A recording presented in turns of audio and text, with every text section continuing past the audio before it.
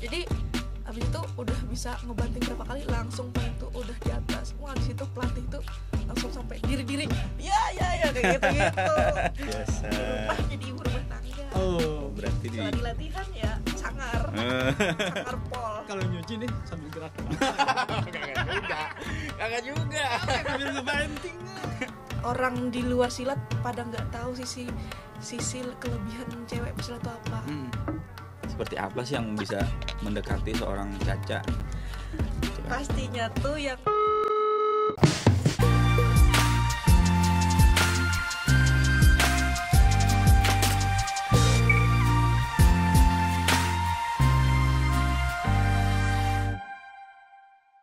Selamat datang di Kompas TV Banjarmasin. Caca ya. Nama lengkapnya? Khairunisa. Hairunisa. Umur sekarang berapa?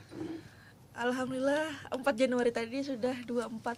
4 Januari. Waduh, selamat ulang tahun. Karena baru dekat, masih dekat gitu kan, masih Januari. Masih seger. Masih seger. Cak, pian ini kan ada bahasa Banjarnya supaya ada ini.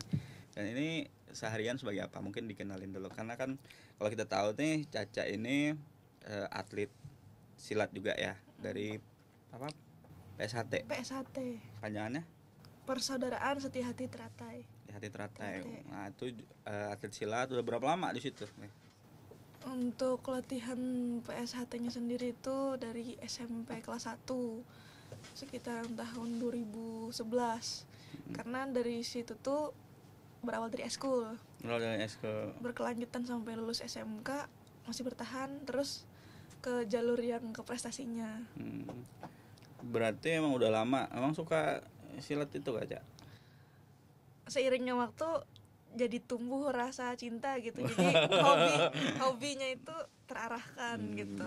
Awalnya cuman penasaran gitu kan? Awalnya ya coba-coba karena waktu eskul SMP itu banyak yang diikutin kayak PMR, Pramuka, Paskib, silat, voli. Tapi yang bertahannya di situ. Di silat. Ya. Sama sih aku dulu waktu SMP pernah coba-coba juga ya. Jadi pas SMP itu ada banyak eskul kan, salah satunya silat. Nah, aku sempat masuk silat. Ternyata di situ udah di diwanti duluan sama pelatih. Di silat ini nanti mukamu bisa penyok, tanganmu bisa patah, kakimu bisa disilahu gitu kan. Nah, jadi udah mental duluan. Nah, kamu waktu itu kayak gitu juga nggak? Atau ini udah bayangannya seperti itu gimana tuh? Kalau waktu dulu itu karena temennya banyak, orangnya banyak, jadi sakitnya itu nggak terasa. Sakitnya waktu zaman SMP-nya itu kayak panas terik. Jadi pas di lapangan sekolah itu rasanya tuh kayak di atas yang atas kelotok itu. Panas. Dijamur lah. Kayak rasanya dijemur kayak telapak kaki itu sampai melepuh gitu. Tapi baru pulang baru berasa, tapi kalau pas latihannya nggak berasa. Nah itu jadi kayak rasa kayak rame sama teman-teman tuh, jadinya seneng ngejalaninnya karena seneng. Kalau udah dihitung-hitung sekarang apa itu ada hitungan apa jurus atau apa sih sebenarnya kalau di PSHT sendiri ada materi atau tingkatan untuk tingkatan silat. sabuknya ada. Sekarang apa? Ya warga itu sebelumnya pendatang itu. Sebelumnya tuh kan siswa namanya, siswa yang dididik. Kalau sudah jadi warga itu kan kita yang mendidik dan kita juga belajar juga. Jadi kalau sudah jadi warga itu tingkatannya itu yang paling tinggi. Nah, terus itu ya tugasnya mendidik adik-adik kita selanjutnya gitu sampai kita meninggal, kita tetap mengabdi gitu. Jadi kayak memang ikatannya lebih kuat ya daripada bandingkan misalnya contoh aja main bola, beda kan ya mungkin dengan nggak ada sampai keluarga gitu ya. Apalagi kalau main bola kontraknya habis ganti gitu kan. Nah, kalau ini enggak gitu ya. Kalau di PSHT itu sendiri itu perguruan pencaksilat historis nomor 1 terbesar dan terbanyak di seluruh dunia. Jadi beda sama pencaksilat yang pencetusnya dibuka atau didirikan tersendiri di Kalsel atau di daerah tersendiri gitu. Contohnya kayak misalkan di Banjarmasin ini yang lebih mendominan perguruan lokalnya tuh kayak Kucing Hitam, Macan Kumbang. Nah itu terkenalnya cuma di Kalsel. Beda kalau misalkan di Jatim ada perguruan apa ya, Saung Galing kah namanya itu. Nama-namanya macam nama-nama hewan. Dulu tanya sama pelatih gitu kan, kenapa nama pencaksilat ini biasanya nama-nama hewan. Kan dikira kayak cuma diolok-olok, ternyata memang ada artinya tersendiri gitu. Nah, nama hewan. Terus di silat itu apa namanya nih, dominan baju hitam karena dilihat dari zaman dulu penjajah apa namanya yang waktu zaman Indonesia, para pendekar gitu kan. Para pendekar. Jadi kayak kata pelatih itu termotivasi, terinspirasi dari waktu itu yang pembela Indonesia ini. Nah, membela dari penjajah itu latihan pemuda-pemuda Indonesia tuh latihan bela diri malam hari, jadi biar nggak kelihatan sama penjajah itu bajunya hitam. Jadi ada kenapa jadi baju hitam itu karena buat latihannya nggak kelihatan ya. Dulu silat, terus berkembangnya zaman adalah kayak tumbuh dari perguruan PSHT, terus kan Persaudaraan Setia Hati ternyata itu dulunya dari Persaudaraan Setia Hati itu ada Setia Hati Winongo, terus yang lain-lainnya juga Kerasakti, yang lain-lain. Cuman ada perguruan yang memang bajunya warna putih kayak Perisai Diri, Merpati Putih itu bajunya warna putih. Nggak tahu alasannya kenapa, tapi sebagian ada juga yang hitam, ada juga yang warna hijau kayak Muhammadiyah itu Tapak Suci kan punyanya warna merah kuning identiknya. Ya mungkin sebagai identitas saya supaya membedakan. Kamu perguruan apa ya? Perguruan Unlang. Ini mah kampus. Perguruan bersilat lidah. Oh, aduh, ini bersilat lidah. Kadang dia kalau misalnya lagi keluar gitu ngakunya di sini padahal di situ gitu kan. Alasan. Terus ya memang dari sejak awal udah di PSHT ya. Sejak masuk. Sejak masuk. Gitu. Dulu pernah juga waktu awal SMP tuh karate dulu, ikut karate, baru diajakin teman ikut eskul silat. Oh, jadi sempat ikut karatenya tuh bukan di SMP 11, kan SMP-nya dulu di SMP 11 Banjarmasin. Ikut karatenya tuh di SD Santa Maria. Situ. Jadi latihan seminggu nggak bisa hafal nama-nama jurusnya. Kan Shiken bare gitu kan. Ya Gedan bare apa gitu. Kebanyakan lah. Sama mungkin waktu itu saya sendiri yang Islam yang pakai jilbab. Jadi kayak merasa kayak diasingkan. Nah, waktu itu jadi merasa sudah nggak hafal sama bahasa Jepang kayak gitu tuh. Dikucilkan lah dari anak-anak yang itu. Nah, jadi ya udah nggak merasa kayak nggak nyaman. Baru pindah silat. Kenapa ikut karate? Dah sini aja dah sama kami, kata teman-teman. Ya udah pas dijalanin asik. Ada nggak pengalaman kamu ketika misalnya nih kamu ikut kejuaraan sering pasti kan ya? Alhamdulillah. Kira-kira udah bisa dihitung berapa kali? Wah, habis tangan ini. Iya, nggak bisa ngitung pakai tangan. Nggak bisa ya karena udah banyak sekali, apalagi udah sejak ini. Tambah ya kan. Yang pertandingannya tuh udah lupa berapa kali ikut tanding, tapi kalau kalahnya itu bisa dihitung. Kenapa jadi lebih ingat lebih banyak kalahnya karena itu proses buat naik gitu. Nah, maksudnya gimana tuh? Tunggu bentar kita minum dulu deh. Aku haus juga ternyata nih. Haus ini. Minum. Oh, tumpah-tumpah gitu. Ya kamu tuang sendiri ya. Jangan manja. Bisa aja. Teh kok. Tadi sampai mana? Sampai kenapa banyak kalahnya? Kenapa jadi dan kamu kayak lebih ingat kalahnya daripada menangnya? Justru itu seorang atlet tuh harus ingat kalahnya terus biar tetap termotivasi untuk lebih berusaha lagi. Jangan sampai puas walau sudah menang gitu. Nah, justru kalau kita mengingat menangnya terus itu tuh sebuah yang harus diantisipasi untuk seorang atlet. Karena mempertahankan itu tuh lebih susah daripada memperjuangkan. Sama kalau sudah menang itu juga satu tuh harga dirinya lebih tinggi gitu. Nah, apalagi kalau sudah kalah sama yang baru itu harga dirinya tuh itu makanya lebih ingat ke yang kalahnya. Sama justru yang proses yang kalahnya itu yang bikin saya belajar dan bisa bangkit gitu.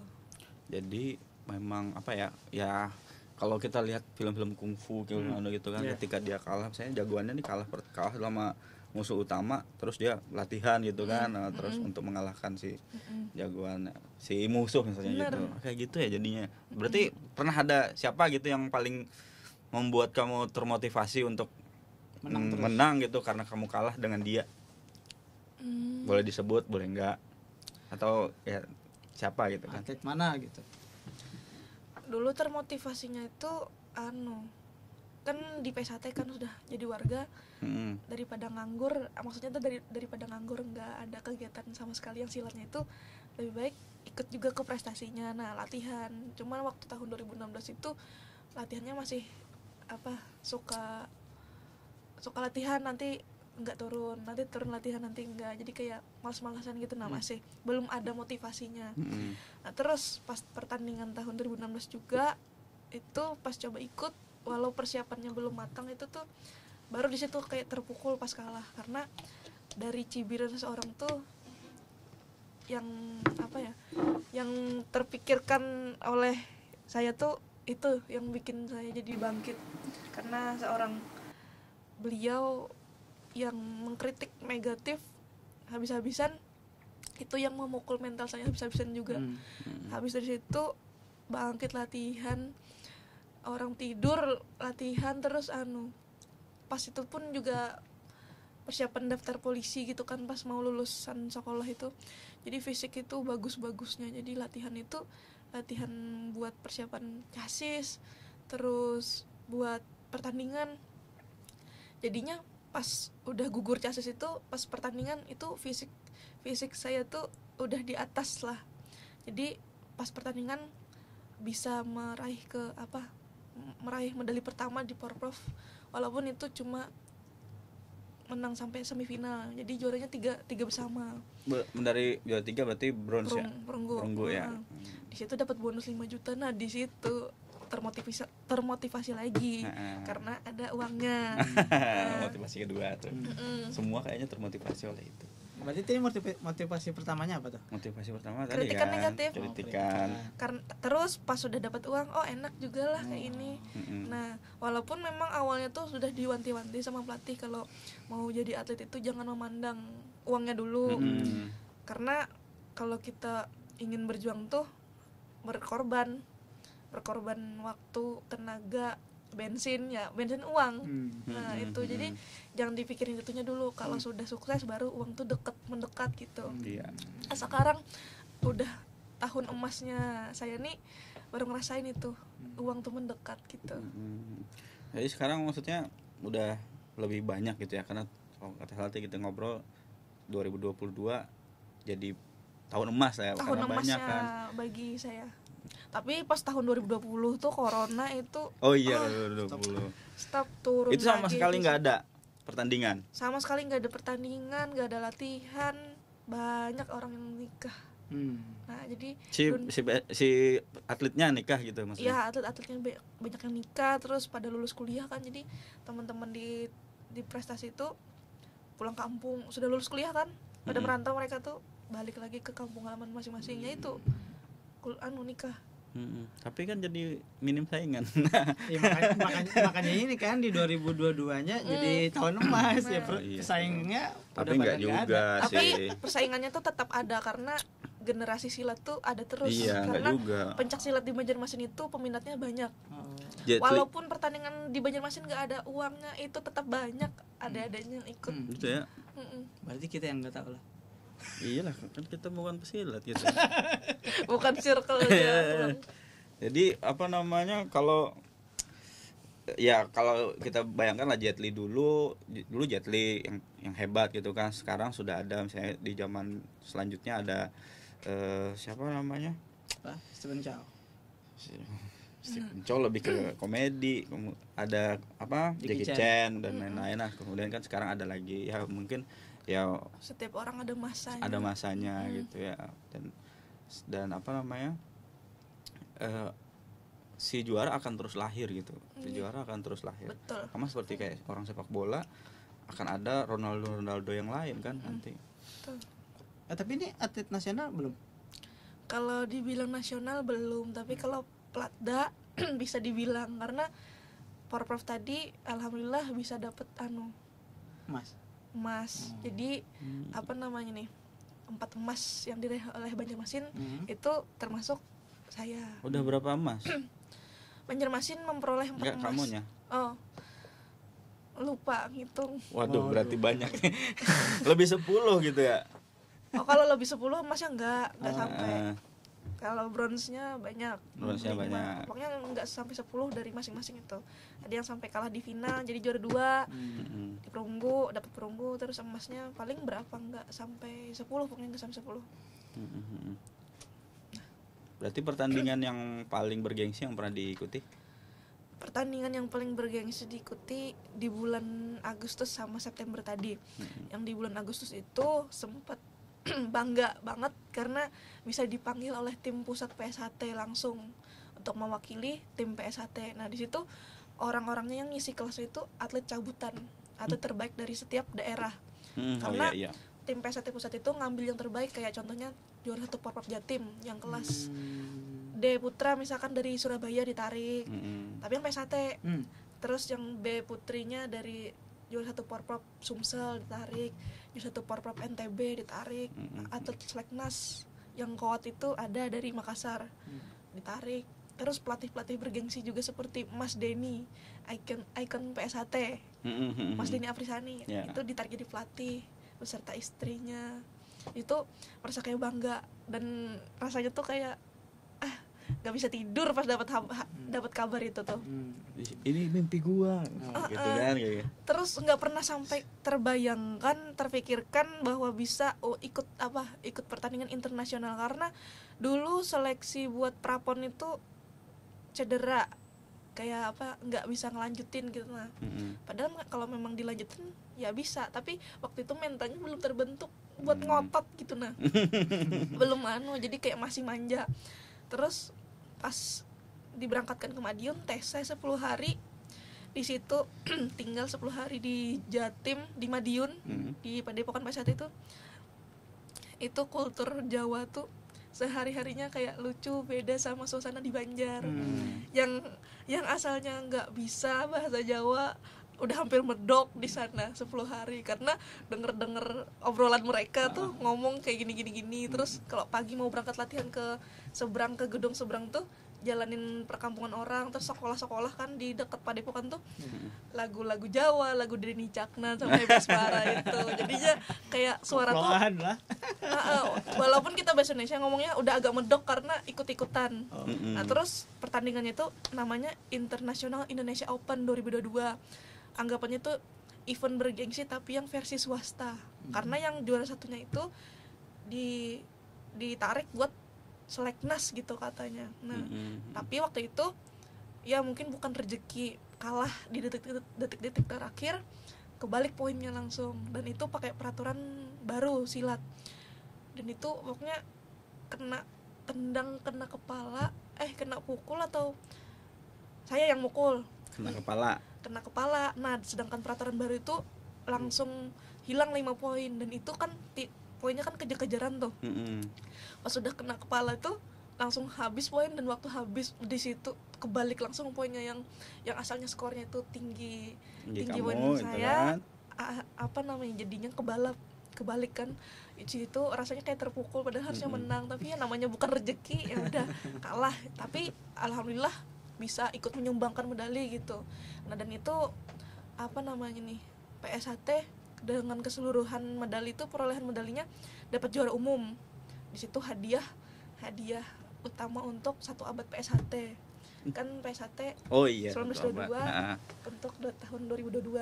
Nah, jadi bulan Septembernya lagi ada pertandingan internasional kejuaraan dunia PSHT. Nah, itu kami dapat penghargaan lagi dari Mas Murjoko, dapat uang pembinaan lah, karena sudah menang gitu kan. Nah, terus di event itu alhamdulillah juara 1, dan itu musuh yang kemarin juga. Yang lucunya itu pas semifinal ketemu sama atlet Sumsel, Mas Denny orang Sumsel ngofisialin saya. Atletnya ini orang Sumsel, anak buah Mas Denny. Terus pas 1 abad itu ke Jordan 1 abad itu kebalik, Mas Denny ngofficial musuh saya tuh, saya diofficialin sama pelatih saya. Alhasil adu strategi tuh pelatih saya tuh sama Mas Denny. Nah waktu Indonesia Open itu Mas Denny tuh kasih tahu kekurangan dia nih apa-apa gitu, sehingga saya tuh bisa tahu apa teknik yang harus dikeluarkan apa, karena tahu kekurangan dia lah. Terus karena Mas Denny udah mempelajari teknik saya, dikasih tahu lah sama si Anu. saling membocorkan. Nah saling membocorkan. Habis itu babak pertama kalah karena Anu Mas Denny udah tahu sama kekurangan aku gimana. Nah, terus pelatihku mencoba mengganti strategi untuk gimana caranya biar bisa mengatasi. Jadi di situ peran pelatih sekaligus official tuh untuk atletnya tuh berusaha menyemangatin atlet ketika mental udah turun, karena kalau poin sudah turun tuh mental tuh pasti turun. Sedonnya. Poinnya maksudnya kayak udah jauh. Jadi kamu sambil laga ya, apa namanya sih? Sambil tanding gitu kan, sambil ngeliatin angka gitu, sambil mikir. Angkanya bisa kelihatan, cuman kita nggak boleh harus terpaku sama poin. Gitu. Jadi cukup tugas pelatih aja kan, ofisialnya 2. Satu yang mengasih strategi, satunya buat yang tukang kompor-komporin jurinya biar dicatat poin sama ngeliatin itu. Oh jadi ada tim sesnya lah. Nah gitu. Terus supporter tuh teman-teman tuh sangat berpengaruh. Babak kedua udah mulai tipis bisa kebalap sama saya, beda 2 poin. Babak ketiga habis-habisan itu pelatih tuh kayak ngasih strategi gitu. Itu pertandingan makin panas karena Mas Denny sendiri kan bintangnya PSHT itu kan. Terus melawan Kalsel ini kan anggapannya kalau di dunia prestasi silat itu lumayan kayak tertinggal. Enggak kayak agak tertinggal jauh, tapi ada atlet-atlet bintang Kalsel yang memang sampai nasional sudah. Bisa jadi kuda hitam tapi kayak Kak Hafizi, Kak Helida. Nah itu. Nah, jadi orang tuh menarik penonton untuk nonton Mas Denny ngofisialin. Jadi habis itu udah bisa ngebanting berapa kali, langsung poin tuh udah di atas. Wah, di situ pelatih tuh langsung sampai diri ya kayak gitu. Nah, saking semangatnya lah sampai penonton tuh tepuk tangan juga menyemangatin dari pihak sebelah, pihak kami gitu. Jadi kayak psikologi olahraga tuh penting dipelajari sama pelatih buat atlet gitu. Jadi ada pengaruhnya ya, dia diri terus itu. Jadi suksesnya saya tuh enggak sendiri ya dari pelatih juga dan sama teman-teman gitu. Makanya saya bisa berhasil karena berkat mereka dan atas izin Allah juga. Bagus tuh yang terakhir penting. Jadi itu hasilnya apa? Hasilnya emas waktu itu. Menang ya artinya. Menang. Berarti revenge, balas dendam.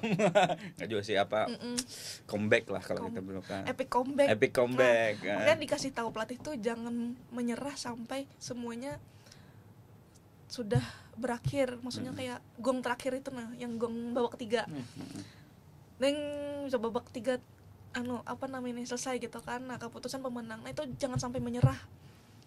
Pokoknya semua bisa kebalik kalau kita masih mau berusaha. Kan siapa tahu di tengah-tengah pertandingan ada sakit apa gitu, dia keseleo sendiri kah, kepleset sendiri terus cedera. Nah, kita kan nggak tahu, pokoknya yang sampai nyerah. Nah, di situ yang saya ingatin dari pelatih itu sudah diatur strategi, ngingetin apa yang harus dilakukan. Dalam hati tuh doa juga, terus berkat doa orang tua juga alhamdulillah dapat rezekinya gitu. Kalau setiap pertandingan itu ada tambahan lagi babaknya enggak sampai 3 aja. Kalau di silat cuma 3. Terus kalau sudah main nasional itu biasanya 2 menit bersih. 2 menit bersih tuh kalau kita masih jarak jauh, belum jarak yang dekat itu belum dimulai waktunya, timernya tuh. Tapi kalau sudah pukul-pukulan itu baru udah kontak fisik. Jadi 2 menit bersih itu lama banget. Kalau kita rasakan. Tapi kalau kotor itu 2 menit mulai kan tuh sudah sampai 2 menit. Jadi kayak berasa kayak cepet waktunya. Itu biasanya kalau main di antar kota aja, antar kabupaten. Kesepakatan dalam apa namanya nih, pas TM mau dari berbagai daerah tuh atau kontingen itu maunya gimana, bersih apa kotor gitu. Kalau bersih itu atlet-atletnya bener-bener yang sudah terlatih banget gitu. Tapi kalau kotor ya ada juga yang mau karena biar waktunya enggak habis banyak gitu. Kotor itu maksudnya permainannya kotor gitu ya atau gimana? Waktunya kotor, yang tadi yang jam apa timernya dipencet terus 2 menit jalan terus, waktunya nggak di stopin. Kalau yang bersih tadi kan dimulai ketika pas sudah serang-serangan. Kalau sudah jauh lagi nggak dihitung lagi, diberhentikan waktunya gitu. Jadi kan di pertandingan itu kan ada ketua pertandingan, dewan, terus timer, yang tukang mencetin ini gongnya.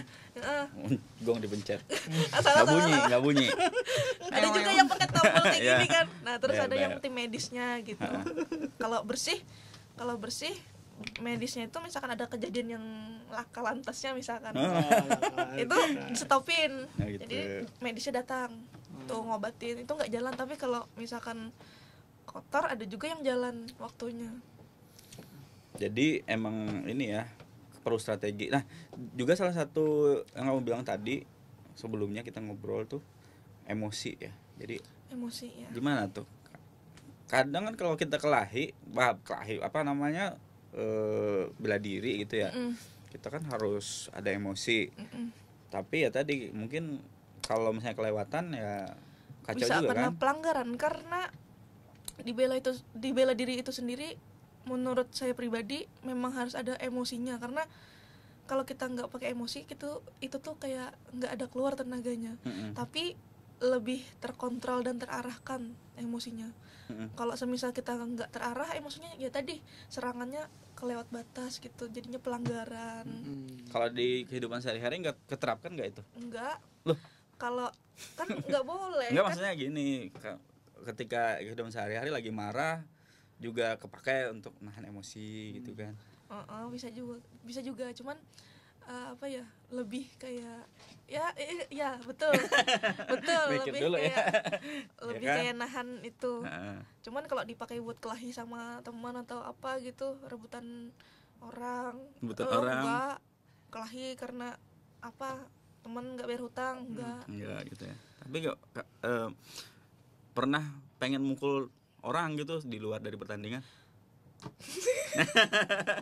Mentang-mentang diri kita nih iya kan, kadang kan belajar silat rasa jago pengen gitu kan. Hajar orang enggak, cuman kayak kayak gitu loh, kayak greget kayak gitu doang.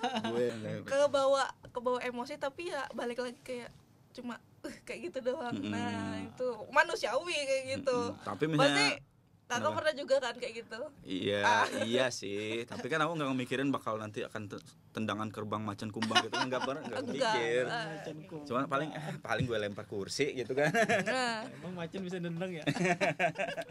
Kalau misalkan diterapkan setiap hari, preman-preman, nah itu preman jatuhnya.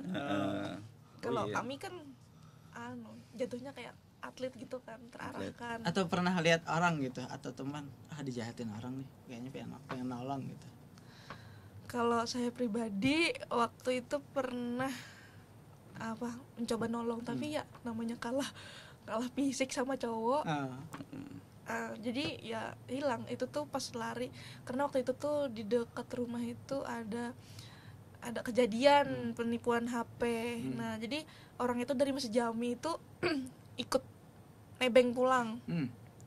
Stopnya itu depan rumah. Nah di samping rumah itu kan ada jalan tembus buat ke gang sebelah. Nah mereka yang penipu ini nih depan rumah stopnya, terus bilang kayak gini sama orang, aku nelpon punya HP, aku nelpon tanteku dulu misalkan gitu kan, nelpon Acil, terus tunggu sinilah gitu. Nah terus pas udah ditungguin berapa menit, sekitar 5 menitan udah nggak balik lagi. Nah jadi kan cowok yang nebengin cowok yang tadi yang nipu tadi tuh bingung kemana harus nyari, jadi keliling. Nah terus pas keliling tuh ketemu sama orang kampung, nanyain si cowok yang bawa motor nih, Pak ada lihat cowok tadi bawa HP baju putih gini. Tadi ada udah lewat ke sana. Nah terus baru cerita penipuan HP. Nah terus kejadian itu berulang setiap minggu tuh sekali. Nah waktu itu ada kami ini berpikir inisiatif untuk menangkap. Nah jadi ada jebak. Nah jadi tugas saya tuh di depan rumah mantau dari dalam rumah gitu kan, terus nanti keluar adik sepupu saya tuh sama temennya pakai motor nanti jaga di depan gang sana yang dia keluarnya tuh. Terus orang kampung mantauin mukanya nih kayak gimana, kan ibu-ibu tuh biasanya tajam matanya. Nah, ingat ya, apalagi ibu yang yang sering gosip kayak gitu tuh, gitu kan? tajam matanya. Jadi pas waktu itu tuh ada minggu kelima beraksi, terus tak liatin lewat, terus ngontek adek jaga di sana udah lewat ini. Terus pas dia udah curiga noleh ke belakang karena diikutin, baru lari. Nah terus lari kan, baru megang sini aja udah kayak gini, kena pukul tuh rasanya kayak kaget gitu kan, kaget beda kagetnya kalau kayak di pertandingan. kaget kayak gitu kan, tapi tetap mau ngejar. Jadi pas mau ngejar tuh udah dicengkram di sini, terus kena pukul di muka tuh rasanya kayak udah lari dia kan badannya kurus sedangkan saya tuh lebih berisi, jadi habis nafas gitu kan. Tak telepon jagain di situ. Nah jadi pas itu tuh cowoknya tuh ikut lagi sama orang cowok yang jemput dia tuh, komplotannya gitu ya. Komplotannya yang buat dia kabur nih. Terus ketemu nih sama adik sepupu sama temennya, pas diiringin ditendangnya duluan yang jebak ini, duluan yang maling ini yang nendang motor adik saya nih. Jadi adik saya tuh kepental sama sama temannya. Jadi situ tuh gagal kami nangkap, dan habis itu udah nggak pernah lagi karena dia udah ketahuan. Ya nggak mungkin lagi ke situ kan. Jadi waktu itu memang pernah kelahi tapi nggak bisa terpakai ilmunya karena saya SD. Sadar diri. Oh, kirain SD.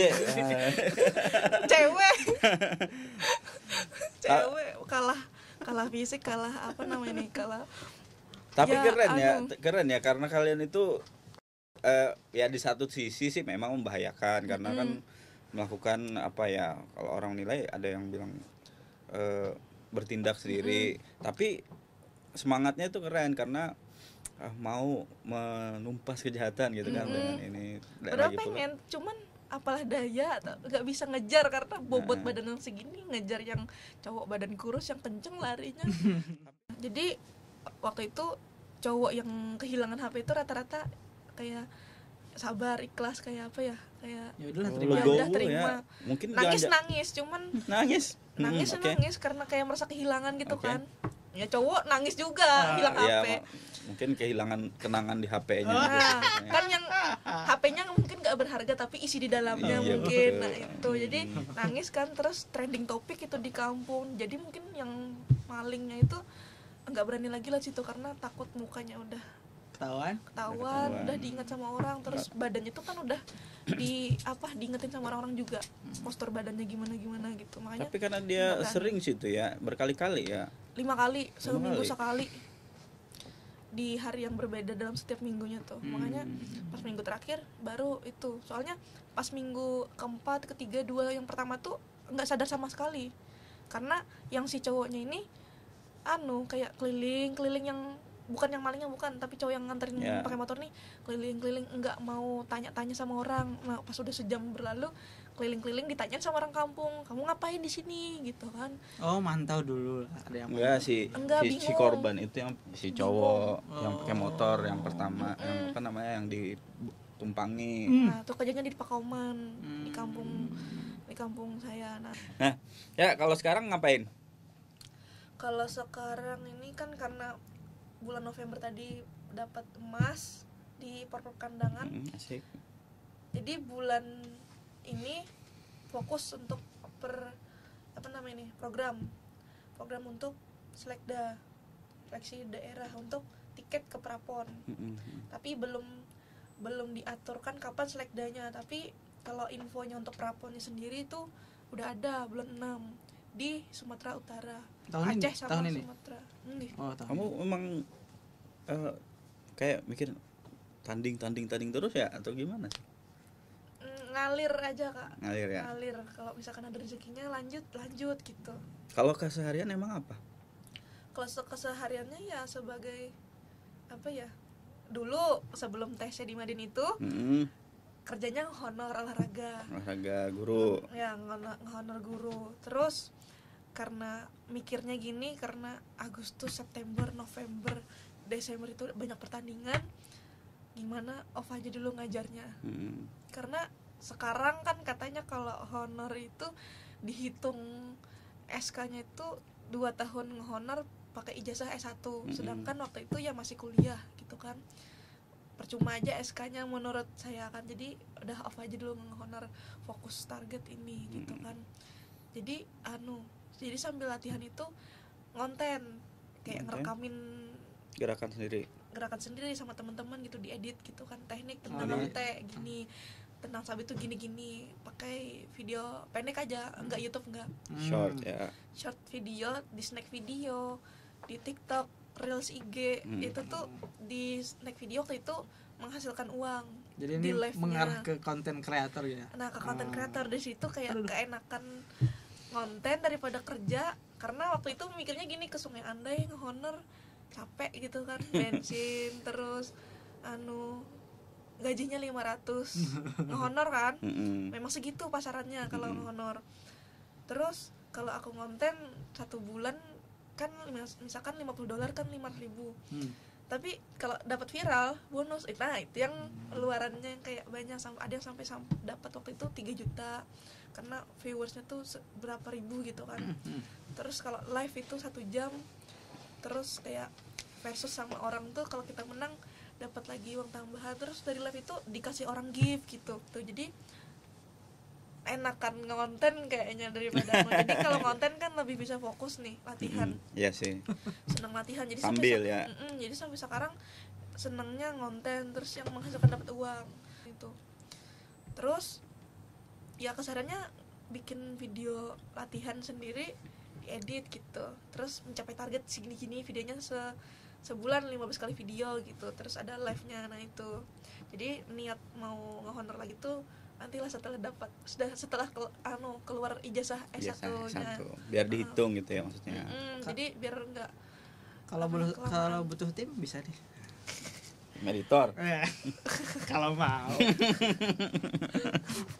Tapi ya tadi dia sambil jalan, jadi kan sambil dia latihan, sambil sambil konten editing video, lebih ke teknik gitu. Terus kalau di TikTok tuh konten apa yang bikin bisa bikin FYP. Kalau misalkan konten kayak nyindir pesilat yang nakal, kayak nggak latihan tapi nekat mau tanding. Berarti ini sekitar persilatan aja nih kontennya. Isinya. Jadi kalau kontennya isinya kayak kecantikan tuh nggak FYP, sepi. Tapi kalau sudah kayak kontennya isinya silat, wah rame. Paling enak ya kalau pacaran sama silat gitu kan, bisa pacaran di pertandingan gitu, rame FYP. Komentarnya, iya kak bener banget kok bisa tahu gitu. Nah komentarnya, jadi itu yang bikin rame karena memicu orang komentar gitu. Terus kan kalau orang komentar itu kan dia ngetak teman-teman yang lain lagi, jadi banyak dilihat orang, banyak dibagikan orang, di situ FYP videonya, dan itu bikin orang-orang tuh nge-follow ke IG, dan itu sumber rezeki juga, dapat endorse gitu. Padahal dulu waktu sebelum yang di TC kan di Indonesia Open itu memang IG saya itu masih 3.000. Sekarang berapa? Sekarang kalau nggak salah 32.600 dalam waktu 6 bulan. Lebih banyak daripada Anda nih. Iyalah beda nih. Kan ada plusnya juga nih. Ya kurangnya aja. Apa yang dikurangi? Kalau plus kan. Ya, terus orang tuh pasti bertanya-tanya, kalau seorang atlet apalagi peraih medal emas gitu kan, berarti hebat kelahi gitu kan. Nah, kalau kesehariannya emang kayak gimana? Apakah malah sebaliknya gitu? Ya itu kalau sehariannya ya apa namanya nih, sebagai wanita biasa. Wanita biasa. Di rumah jadi ibu rumah tangga. Berarti kalau di latihan ya sangar pol. Sangar pol, tapi ketika biasa ya selayaknya anggun wanita. Pol gitu ya. Nyuci baju. Terus ya bisa sambil latihan gitu, karena uang jajan pun ya dapat dari endorse sama Berarti nih kalau nyuci nih sambil gerak-gerak. Kagak juga. Sambil ngebanting. Yang terpakai itu kalau ngangkat galon, ngangkat air Oh kan. iya. Nah, itu. Itu kepake tuh. Nah, bener. Sendirian cukup ya. Sendirian cukup. Kan dikenal kalau tadi kan sangar di latihan, sangar di medan pertandingan gitu kan. Nah, pasti orang berpikir nih kalau orang mau mendekatin gitu kan.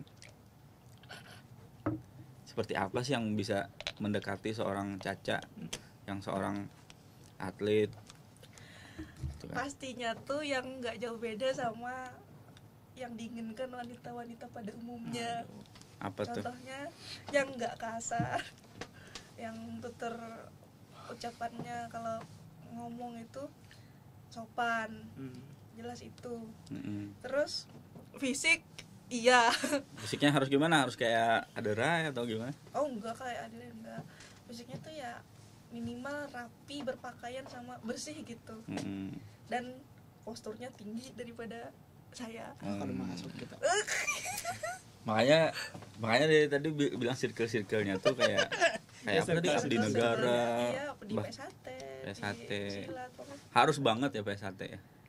Iya, karena apa namanya ini, dilihat dari terinspirasi lagi di Jawa, di Senior Madiun gitu. Enggak, di Jawa itu satu kampung tuh kan, di Madiun itu kampung pesilat. Jadi dari nenek moyang nggak juga kayak nenek kakeknya itu sampai ke cucu-cucunya itu SH. Jadi satu kampung tuh SH. Kampung sebelah misalkan Winongo, kampung sebelah Kerasakti misalkan kayak gitu. Jadi satu keluarga tuh full SH gitu. Jadi terinspirasi kayak gitu, pengen punya cowok suami yang SH juga. Jadi biar anaknya ikut SH. Semacam bikin koloni gitu ya, semacam SH. Karena di keluarga saya nggak ada yang SH, cuma gitu. saya sendiri aja. Jadi ya pengennya kayak gitu. Daftar kan SH. Siapa tahu. Tapi SH-nya kalau baru mendaftar gara-gara tahu ini gimana? Ya ada boleh. Lain juga. Gak boleh, kalau ikut sesuatu tuh harus ada niat. Iya sih, harus dari hati. Harus dari karena hati. Kan SH hati kan ada hatinya gitu kan.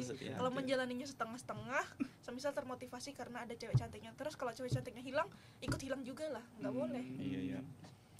Jadi harus full tekad bulat, jangan ada celah sedikit pun. Berpeganglah pada sesuatu yang kekal. Bukan pada sesuatu yang fana. Bagus juga gue bikin kan. Dapat di mana tuh? Dapat dari pelajar Satboy. Jadi intinya apa? Yang pasti dia punya tanggung jawab terhadap kamu gitu ya. Dan bisa melindungi kamu lebih hebat lagi maksudnya daripada kamu gitu kan?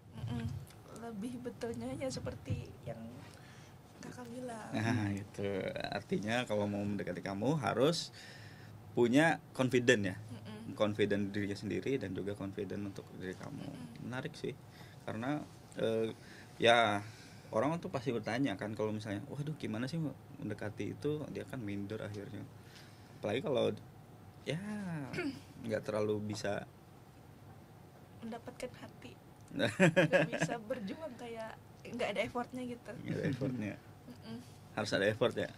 Iya kan, buat mencuri hati gitu kan, ibaratnya itu kayak biar aku tertarik gimana. Jadi anggapannya menjalin hubungannya tuh sama-sama timbal balik, suka dibalas suka, sayang dibalas sayang gitu. Nah kalau kita cuma sayang sendirian ya kan percuma pacaran, percuma menjalin hubungan. Kayak tepuk tangan, kalau satu tangan tok nggak bisa kayak bunyi. Kayak lagu ya. Kayak gitu. Nanti kena copyright kita. Tuh makanya. Jadi gimana ya? Udah ada bayang-bayang? Bayang apa nih? Bayang-bayang semu. Aduh. Jadi apa? Menarik sih karena kita melihat bahwa di balik kesangarannya ini ternyata membutuhkan kelembutan juga. Atau gitu. Inilah di balik seseorang atlet apakah gitu. Hah? Gitu. Pasti ada sisi lainnya gitu. Betul. Karena apa ya, orang di luar silat pada nggak tahu sisi kelebihan cewek pesilat itu apa. Maksudnya tuh kayak orang awam yang bukan pesilat. Kalau orang awam menilai contoh kayak gini, biasanya kan kalau orang tanding itu kan cewek harus keadaan sehat walafiat. Akhir-akhir tahun ini ada kejadian, dia kan memang sudah nikah, cuman atlet itu sendiri, cewek itu nggak tahu bahwa dirinya tuh hamil. Gitu. Jadi tanding itu udah hamil usia kandungan 3 minggu apa 3 bulan gitu, lupa. Itu waktu pon tadi. Nah itu cewek sudah hamil gitu kan, biasanya kan nggak boleh kerja berat-berat gitu kan. Sebelumnya latihan, terus pertandingan, selesai pertandingan baru sadar bahwa dia hamil. Kan itu kan sesuatu yang mengerikan kalau buat orang awam. Tapi kalau bagi pesilat-pesilat wanita yang lainnya itu malah kayak termotivasi, kayak wah kuat banget gitu loh. Nah terus yang lebih wownya lagi, yang akhir-akhir ini saya lihat dari berita itu atlet Kaltim Kak Dinda. Itu beliau hamil 5 bulan itu masih tanding porprov. Tapi nggak kelihatan perutnya tanding. Dan itu kalau di Kaltim itu persaingannya tuh luar biasa kalau porprov. Beliau udah nikah, hamil 5 bulan. Nah kan dalam pertandingan itu kan beliau hamil 5 bulan, terus latihannya tuh gimana? Kondisinya dia tahu dia hamil gitu ya? Latihan beban, berat segala macam. Nah karena mungkin sosok keluarga beliau tuh orang tokoh pesilat semua, kan beliau dari perguruan Tapak Suci gitu.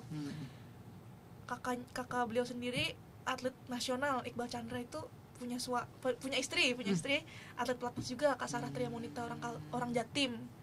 Terus adeknya Kak Dinda itu nikah sama orang pesilat juga, sama orang sana juga. Nah terus ibu bapaknya pelatih juga dari Bontang.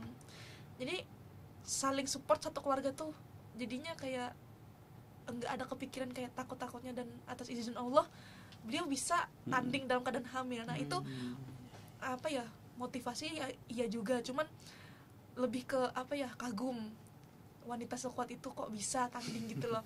Kadang kita aja yang tanding kayak misalkan ada yang dikhawatirkan, kayak misalkan lagi sakit, lagi pilek gitu, rasanya kayak lemes aja tanding. Apalagi kalau orang cewek hamil tuh kan biasanya kan nggak boleh aktivitas berat-berat, diwanti-wanti sama dokter kandungan, nggak boleh gini kan. Nah, ini banyak pantangannya. Jadi malah beliau nih entah nekat atau gimana kok bisa-bisanya gitu kan. Tapi itu kata orang awam. Tapi kalau bagi pesilat cewek yang seperti kami ini menilai sangat luar biasa perjuangannya. Tapi memang ada tekniknya ya supaya itu aman gitu ya? Nggak tahu, makanya tuh bingung. Keren aja gitu pas tahu. Belum.